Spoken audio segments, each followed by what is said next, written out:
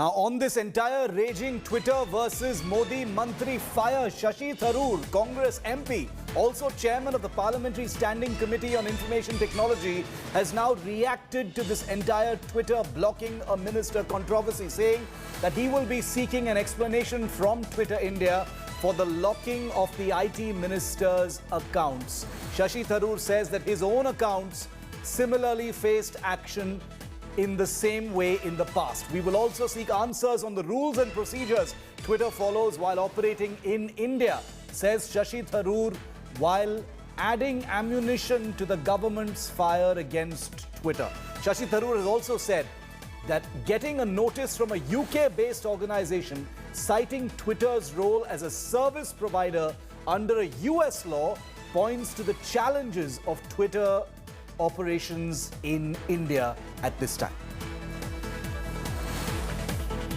Now, bringing the focus back to Ravi Shankar Prasad's own Twitter account. He's followed by millions. He's the IT and law minister. He's the man who is the face of the government's fight against Twitter over non-compliance of Indian law. Now, why did Twitter apparently deny access to Ravi Shankar Prasad's account? First, he got a notice for violation of the quote-unquote US Digital Act.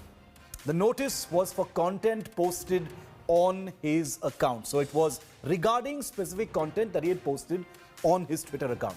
The notice was on alleged infringement of copyright. Very, very serious charge. But that's what led to this blocking apparently.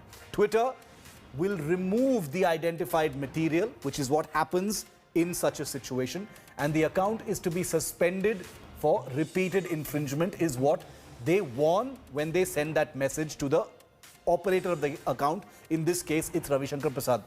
Now let's take a look at how this showdown between the centre and the Modi government has escalated over the last few days. 13th of June, compliance officer, which was mandatory under the new IT rules, was not appointed by Twitter before the required deadline.